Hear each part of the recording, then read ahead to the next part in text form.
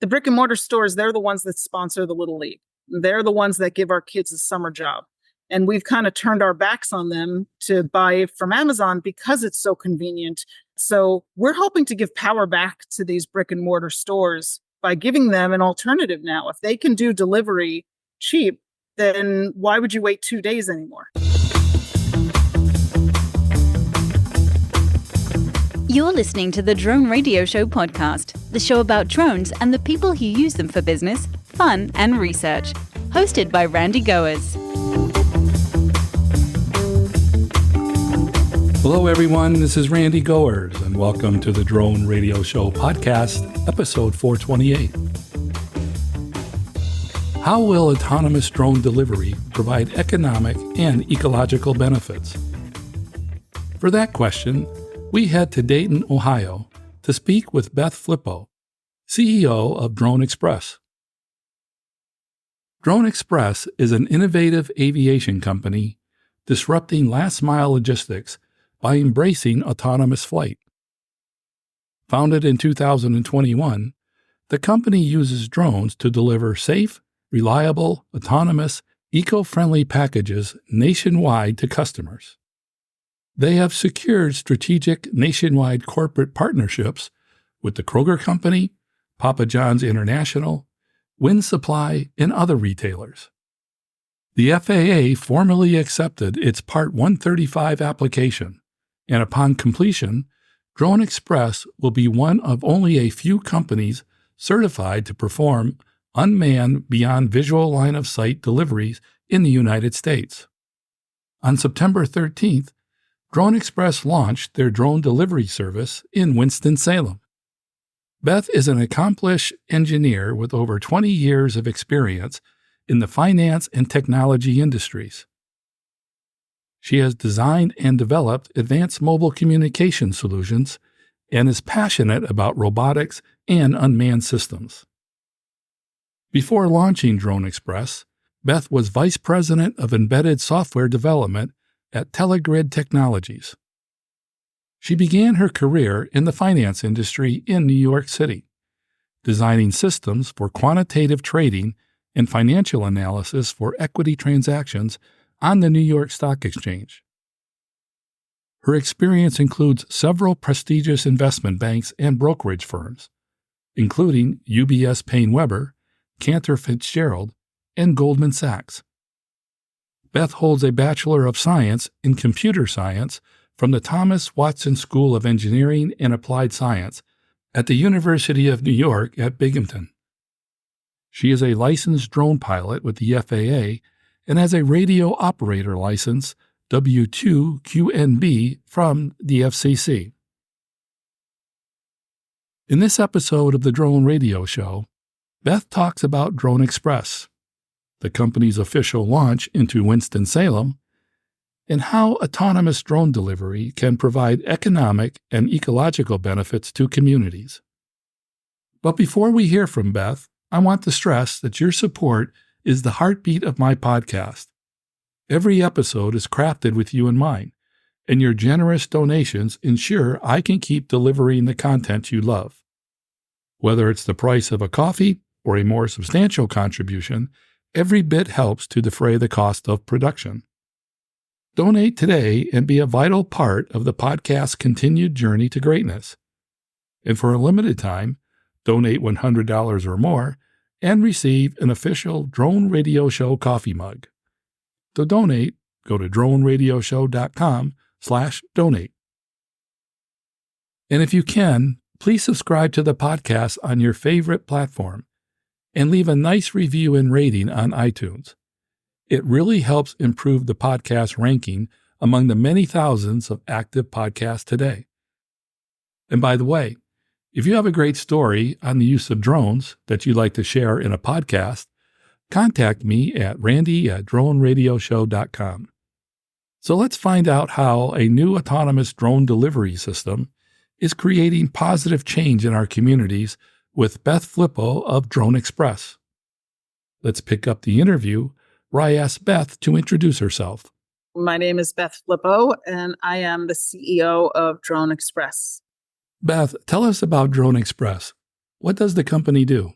We are a drone package delivery company, but more importantly, we are building a new marketplace where you can get everything you want delivered right to your door in 15 minutes.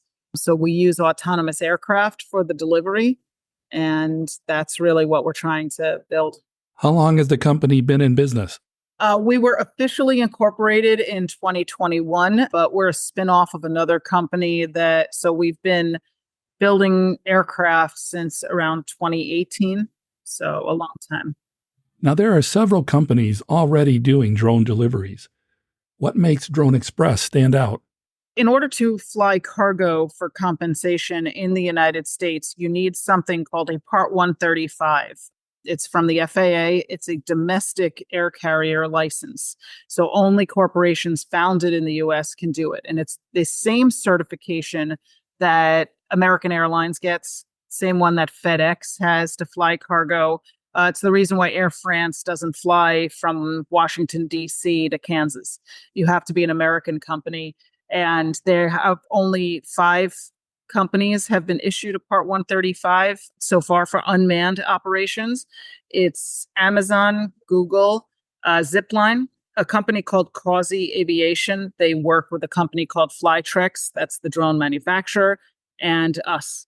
So our Part 135 was just accepted, and our operation will be approved next few weeks. So that's what makes us special is we didn't spend our time just flying around under what's called Part 107. Under Part 107, you can't fly beyond visual line of sight. Part 135 is the only path for beyond visual line of sight. And we spent all our time, instead of wasting it on pilots on the ground, is spending it just on certification. And now we're starting our first full-fledged beyond visual line of sight operation in Winston-Salem, North Carolina. So we've done a lot of testing. We've flown, we're partnered with Kroger, we're partnered with Papa John's. We also are partnered with Winsupply, does construction materials. So we've done a lot of test flying for months and months, and now this is our first one really getting out there. For the 135 certification, what's actually being certified? Is it the aircraft, the operations, the people? So there are actually 2 big certifications. There's the type certificate. That is an airworthiness certificate that you need on the aircraft. So that's what Boeing gets on a 747. And it's the exact same process. I mean, they tore our drone apart, had us rebuild it in a way that was airworthy, how it's manufactured, our quality assurance, all of that for the aircraft. Then the Part 135 is operations, your training manual, how you plan to operate, how you plan to mitigate any sort of risks while you operate. There's also a maintenance manual, which is how you maintain your aircraft and have scheduled maintenance. So that's what the 135 is it's really how you're going to operate. And then you need the separate certificate on the aircraft itself. And you have both, right? The type certificate, no one has the full type certificate yet. So we all have the other 5 companies. We have the what's called like a special airworthiness certificate until the type certificate is complete. Now, Drone Express operates the drones, but you also manufacture them as well. Right. Most of the drone delivery companies, other than Causey and Flytrex that work together, they're all manufacturer and operator. I understand that you were involved in the North Carolina Beyond program. What did being a part of that program do for the company? The Beyond program was the FAA went and found a bunch of different partners that they would communicate with. I think there were 10 different areas of the country. North Dakota, North Carolina was a big one. Kansas, I believe, was another one. The Department of Transportation at all these states. And then companies could join those Beyond programs and give the feedback to the FAA and get responses from the FAA without the FAA having to talk to every single company individually. And the Beyond program was the next iteration of what was originally called the IPP, I believe was the Integrated Pilot Program. That then became the Beyond because that was now focused on beyond visual line of sight. So that's our way of interacting and showing the FAA how to do this safely. Okay, so let's talk about how delivery works at Drone Express. You just launched a service in Winston-Salem. Can you walk us through from the standpoint of a customer? How do they initiate an order and how do they end up getting it? What we've built is an app that's in the app stores where it's a new marketplace similar to Instacart, where retailers will put their goods on our marketplace and somebody will download the app and place orders for items on there. We will get the item from the retailer and deliver it to their house in 15 minutes. But what makes us unique, what we're calling the autonomy economy, is that drones aren't just cheaper. They are so much more efficient and can be hyper-utilized. So with our marketplace, for $5.99 a month, you get unlimited deliveries. No minimum order quantity, no tipping. Amazon proved that's what everybody wants. So we're going to give that same exact experience, except you get it in 15 minutes. So we think it's going to be pretty life-changing. How are you getting the word out that the service is available? We're doing digital marketing. We're also doing, walking up and knocking on doors. I've done that so many times doing these deliveries and just reaching out to the community to let them know that we're there. And what's very cool about drones is as soon as one flies into the neighborhood, you get a whole bunch of people wanting to see that drone come to their house too. So it's a very easy grassroots kind of rollout from that standpoint. But we are planning on doing mailings and trying to reach out to everybody in those areas.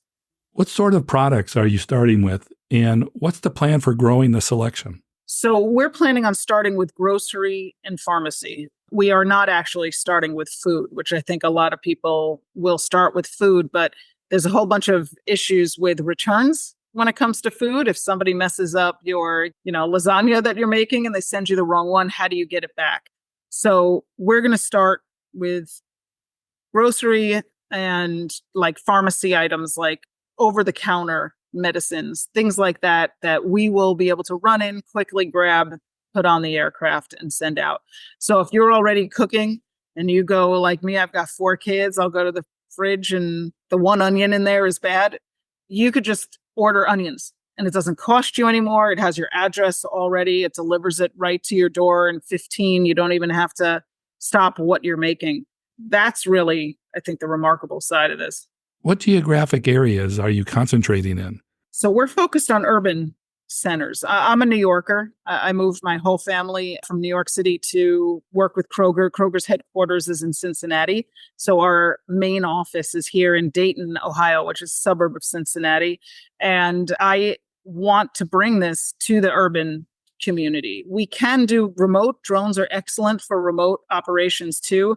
But we really think that we can change this for a lot of people, not just outliers. So our drones are going to fly 5 miles out and 5 miles back. And at 5 miles, we're going to hand off to another aircraft that could take it even farther. So our reach can be exponential really at that point. But that's what we're trying to do, is build this where the drones are on the rooftops of all of our retail partners, and the drones in the utilization, they assign orders to each other. They don't have to wait for somebody to assign an order. There's no waiting anymore for a person who might be busy, who might, have to go to the bathroom. All of that is gone. These drones, it is the exact same amount of time for every single delivery anywhere in the world. And it's the same cost too, which is something unique. We've never had that before in terms of any sort of delivery. So these aircraft won't just fly from the store to the house and back. They're going to go to the best perch for it to charge on. And if there's an aircraft sitting there that's fully charged, they're going to say, hey, get out of here. I need this spot. And the other one will move. And that dance that they're going to do in the sky, which is what we see with manned aviation today, is really going to show how remarkable these aircraft are. Not just that they're just an inexpensive way to deliver. They really can do it seamlessly. And all of this is occurring autonomously. What sort of interaction do the operators have? So our drones are fully autonomous. We don't touch them at all. They're assigned their waypoints and they just go and do the delivery. So we stand back. The only thing that we do is we currently still load the package on the aircraft, but our goal is we're actually implementing a new winch that will be able to pick up in flight. So imagine the person at the store will package up, put it in a box, walk out to what looks like a FedEx box today, a metal box that we'll have in the parking lot. You put it on top. The drone will already be hovering over by that point, knowing this order's coming. It will lower the winch and pick it up and bring it up without ever coming near a person. And at that point, the only people involved will become more like air traffic controllers. They will be in a remote location looking at a big screen, watching a whole bunch of aircraft flying around, just like manned aviation today. Putting on my city planner hat, have you run into any conflicts with local zoning laws? We have been very lucky. Ever since the pandemic, people have really changed their minds about drones. Before that, it was people were concerned about spying and stuff like that. That all went away because before the pandemic, you got deliveries maybe once a week. Maybe after the pandemic, you were getting it every day and you hated that delivery guy. Everybody hates the delivery experience. They hate how much it costs. They hate having to figure out a tip. So people really are excited about drone delivery. Our certification is also at a federal level. So they can't, even if you were to have a city or a state say, I don't want this in my state, they really can't. We operate the same way a helicopter does. You can't stop that. And the FAA has successfully shut down any state that has ever come up with any kind of rules saying, well, we don't want the drones to do this or that. They can't. That's not in their jurisdiction. So we're excited to be pulled by everybody. Once they see it, once they like it, people are excited about it.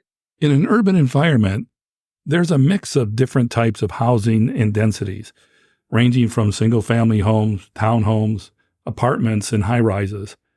How do you determine where the drone will actually deliver the package, considering these variables? So with the homes, we've actually partnered with Microsoft. We're co-developing AI to be able to have the drone in flight, fly over the house, look down, say, this is a shed, this is the roof, this is a pool. This right here is the best place to drop this package. So we've been feeding in pictures of American homes saying, this is the place, this is the place. We're at about 86% accuracy at this point for our AI choosing the safest place. And what we do on our app is let the person know this is where it's going to be dropped. And they can say, you know what, no, I'm in a bad neighborhood. I want it in my backyard. And they can change it themselves to where they want to have it delivered. As far as apartment buildings, we're going to have to work with the apartment complex to be able to find a parking space is really all we need to be able to lower and deliver the package. And we're already talking with other robot companies to maybe take it inside. So hands it off to a robot that will then take it inside the apartment building and bring it up 7 floors right to your door. So that's how we plan on working with apartment complexes. As far as New York City, we'll get there. We'll have to see what happens in high rises and balconies, but it's such a useful technology that people are going to adapt and they're going to try to find ways to get this for their tenants because people are not going to want to live somewhere that doesn't offer drone delivery. So even malls, are talking to us because they don't want to be the mall that doesn't have drone delivery leaving because what tenant would go into their mall? So you're going to see all of this is going to become available everywhere. As a city planner, I've been waiting to see the first planned apartment building come in with a drone delivery staging area as part of the building design. Seems like only a matter of time, though. Yeah, and if you can imagine, if you're getting unlimited deliveries for $6 and you pick an apartment building that doesn't offer that, you're going to be losing a lot of money. So they're going to have to create these spaces. I should have probably asked this question earlier, but what are the problems that Drone Express is attempting to solve through its autonomous drone delivery service? Well, really what we're trying to do is help the local retailer, the brick and mortar stores. And I say this all the time that the brick and mortar stores, they're the ones that sponsor the Little League. They're the ones that give our kids a summer job. And we've kind of turned our backs on them to buy from Amazon because it's so convenient, because we don't have any tipping, all of that. So we're hoping to give power back to these brick and mortar stores by giving them an alternative now. If they can do delivery cheap, then why would you wait 2 days anymore? And that's what we're really trying to do, strengthen our communities, bring the quality back. We all go on Amazon. If I always use the toaster example, if your toaster breaks, you're going to buy an Amazon Basics toaster because it's quick and it's easy to ship to you. Even though there's a Williams-Sonoma right down the road that's got a better toaster that will last you 10 years, we are always choosing the cheapest option. And that one is going to end up in a landfill along with everything else that we buy, where we give up quality for speed. Now we don't have to give up that quality anymore. It'll help our environment too. That's what the problem that we're really trying to solve. There's a need. People want delivery.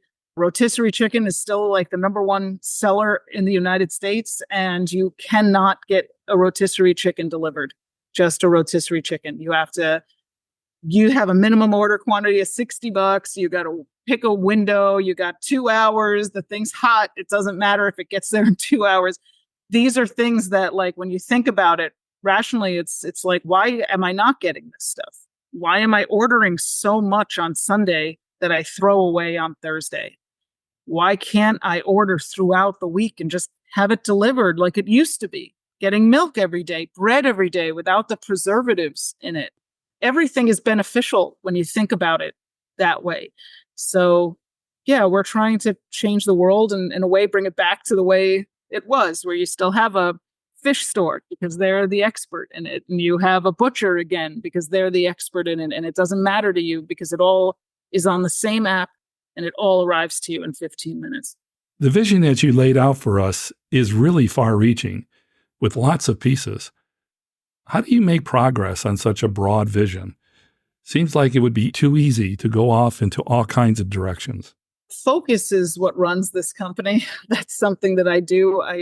We get pulled in a million directions, and not just in terms of products to put on our marketplace. We get pulled into military stuff with asking to have us, sell our aircraft to the military. We have all different kinds of medicine, blood samples. We turn down a lot of different offers because we're trying to focus just on this idea of changing the everyday for people. So yeah, it is a big vision. It is something that, we think we can handle as long as we stay focused and just food and pharmacy and try not to do everything. Because once people are getting pharmacy, the next thing they're going to say is, well, I want to get my prescriptions on there. I want to get alcohol on there, which requires age verification. It's trying to just roll out the simple stuff first and then add those later on. And that's what keeps me up at night, because I think the demand globally is going to be huge for this once it starts to roll out. So, Beth, tell us about your background and really, how did you end up becoming interested in drone technology? I went to the State University of New York at Binghamton. I went to the engineering school, graduated from there, but I've always loved electronics and software. So I am an embedded software developer. So I build mobile platforms, things that move, things that are not laptops. It's not software that can just run on a server. I'm kind of like Frankenstein, I guess. I like taking a little circuit board and bringing it to life and creating the entire operating system from the ground up. And that gets you into a lot of radio manufacturing and RF, because those things tend to never be a laptop. All the Wi-Fi are embedded little systems. One of the products that I developed was this wireless mesh network. And it turned out to be great for drones to talk to each other in the sky. So I put it on our company website. Again, I say I developed it, but I had a team with me, but we put it up on our website, and all these drone delivery companies are contacting us that want this because it gives them the ability to have the drones work amongst themselves. And I said, I think we really have something here, and decided to hire a drone designer, build our own aircraft, and go into drone delivery. So I wasn't a drone person before this. I just knew how to build the heart of the mobile system and take it from there. And so far we've been really successful, but I think the biggest thing for Drone Express is our focus on certification, because every other drone company was staying as far away from the FAA as they could. And I was like, we cannot do this without certification. I don't care how much it costs. I'm not going down this road without it. And Yeah, it got us into this little handful of companies, and it's a great place. It's very exciting to have us. We're telling the story of how we got here. What have the past several years taught you about the drone industry? The biggest thing about the drone industry is that everything takes time. It doesn't mean that it's not coming. It's just regulations. The FAA says they're written in blood, and they are. These regulations are not there to just annoy you. They're there to try to make it safer. Manned aviation is the safest form of travel across any transportation at all. And the reason why is because the FAA put these rules in place. So it just took years to get through them, to learn how to build these things properly, to learn how to operate amongst other aircraft in a way that doesn't jeopardize them. So that's one thing that I learned. I have a lot of respect for the FAA. They helped us build a better aircraft for sure, and how to operate it in a safe way. So that's one thing that we've learned. And unfortunately, we've also learned that there are a lot of people that don't follow those same rules and are out there doing things, and being able to identify them and know that you're doing it right. So that's been my biggest takeaway from all of this.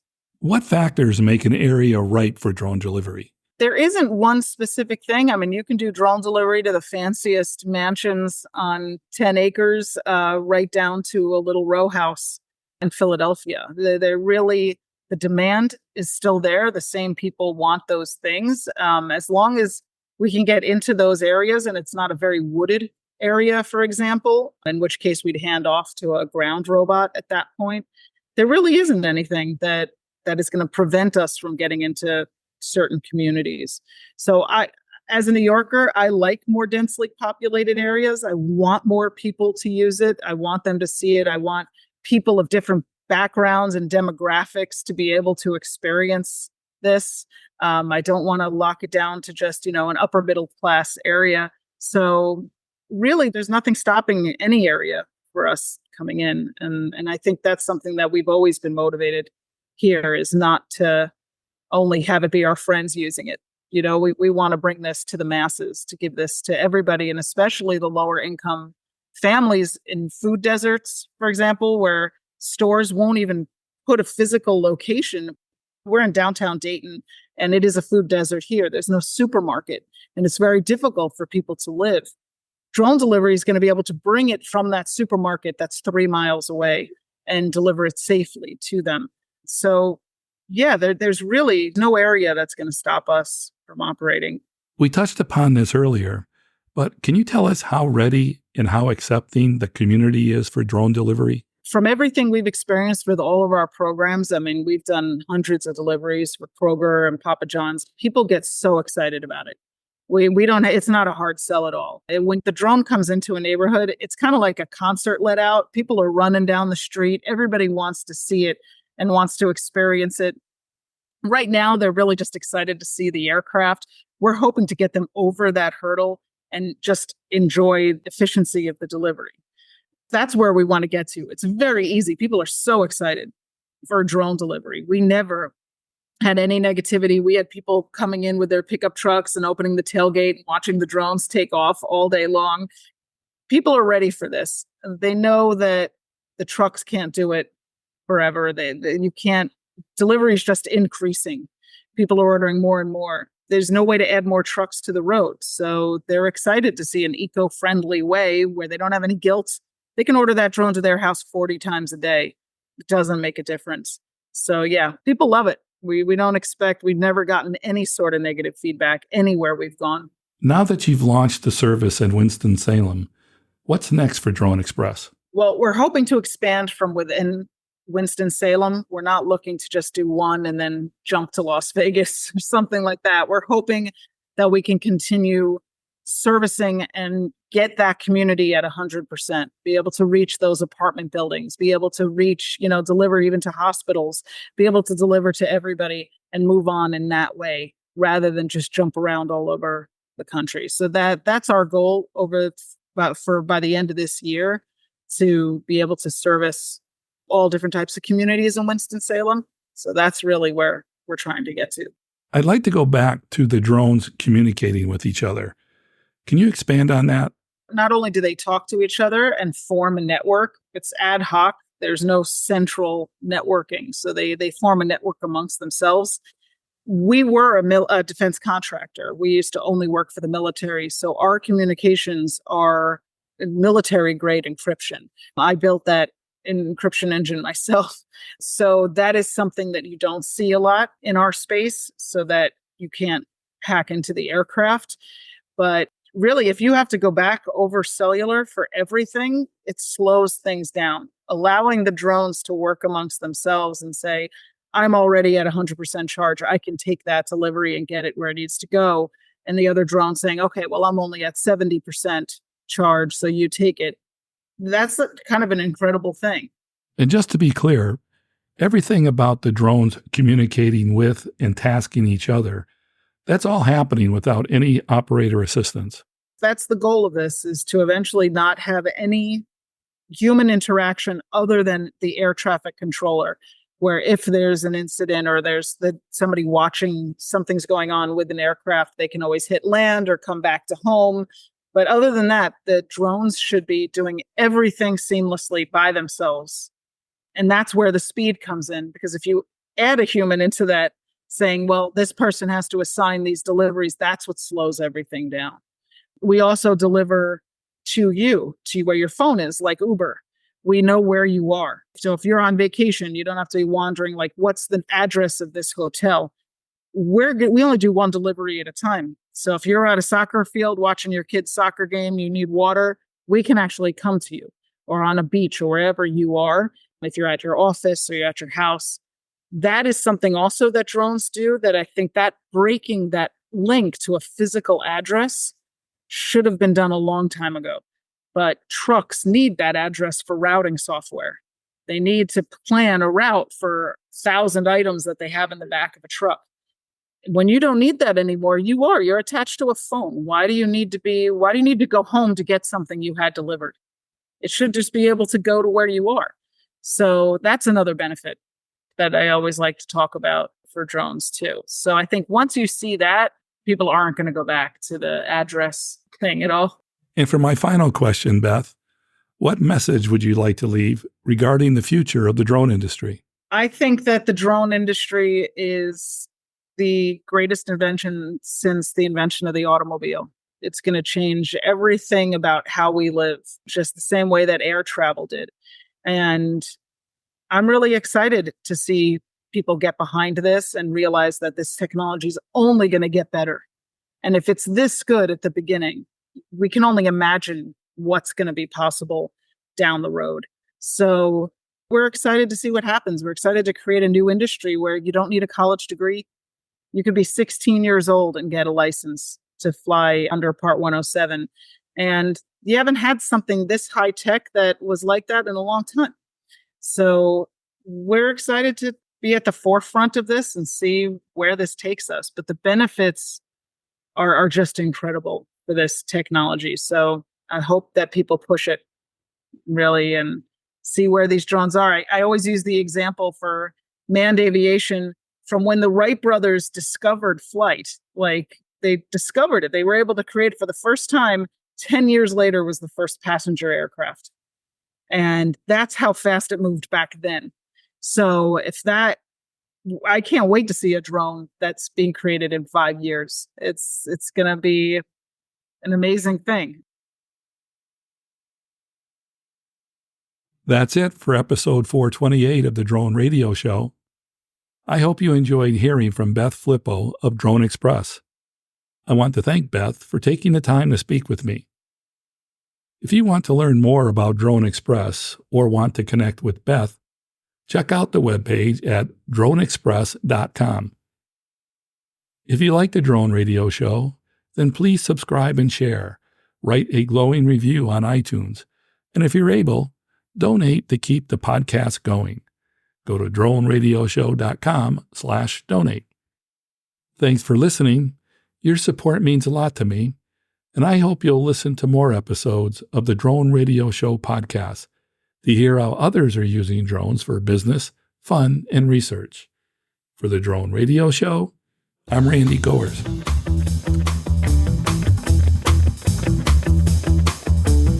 This has been the Drone Radio Show podcast. More information on today's show can be found on our website at www.droneradioshow.com. If you're using drone technology for business, fun, or research and would like to share your experience on the show, please visit our website and fill out a guest appearance application. And don't forget to follow us on your favorite social media channels.